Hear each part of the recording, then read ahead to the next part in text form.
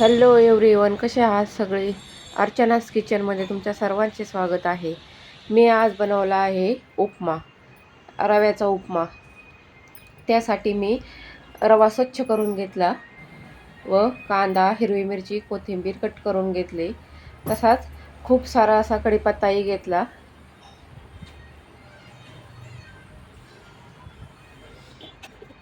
पहिल्यांदा कढई तापून घ्यायची व त्याच्यात रवा घालायचा व त्याच्यामध्ये साजूक तूप घालून रवा थोडा रोस्ट करून घ्यायचा. थोडासा रोस्ट करायचा, जास्तही भाजून नाही घ्यायचा, नाहीतर तो लालसर होतो. रवा थोडासा भाजल्यानंतर काढून घ्यायचा व कांदा, हिरवी मिरची, जिरी मोहरी हे तेलात चांगलं परतून घ्यायचं. तुम्हाला शेंगदाणे घालायचे असले तर तुम्ही शेंगदाणे घाला, नाहीतर हरभऱ्याची डाळही तुम्ही घालू शकता. त्याच्यामुळे उपीट छान लागते. अशा प्रकारे मी सर्व परतून घेतले. कढीपत्ताही त्याच्यात घातला. हे सर्व एकत्र परतल्यामुळे उपीट छान होते. नंतर मी पाणी घातले त्याच्यामध्ये. चवीनुसार मीठ घातले. तुम्हाला पाहिजे असेल तर तुम्ही हळद घालू शकता, पण मी हळद नाही घातली. नंतर मी मॅगी मसाला घातला त्याच्यात. मॅगी मसाल्याने उपीट हे छान होते. अशा प्रकारे पाण्याला उकळी आल्यानंतर गॅसची फ्लेम कमी करायची.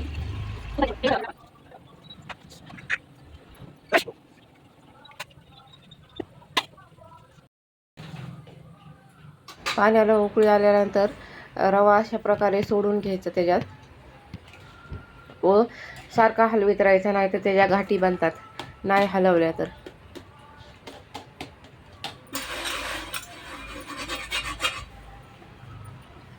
तुम्हाला उपीटमध्ये थोडासा घट्टपणा पाहिजे असला तर तुम्ही पाण्याचे प्रमाण थोडे कमी ठेवा, म्हणजे सुट्टे उपीट होईल. पण आमच्या घरी थोडेसे ग्रेव्ही टाईप उपीट लागते, म्हणून मी पाण्याचे प्रमाण थोडे जास्त ठेवले आहे. व शिजण्यासाठी पाणी लागते, म्हणून ह्या प्रमाणात पाणी ठेवायचे. नंतर सर्व एकजीव करून घ्यायचे.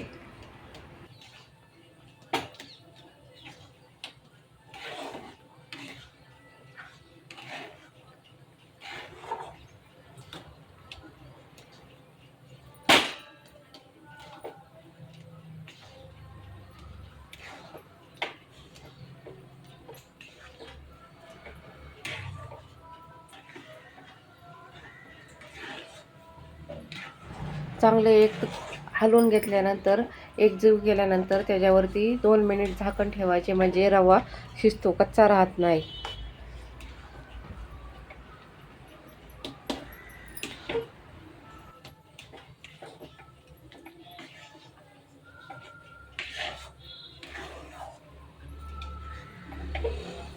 नंतर वरनं कोथिंबीर घालायची.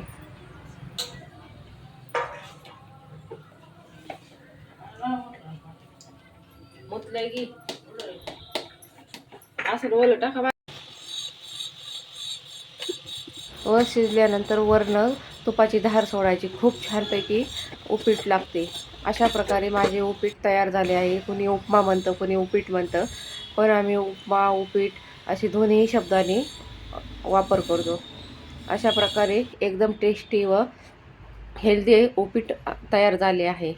तुम्ही कधी अशा प्रकारे ट्राय करून पहा, खूप छान लागते. माझ्या चॅनलला सबस्क्राईब नसेल केलं तर तेवढं सबस्क्राईब करून जा. Thank you for watching my video.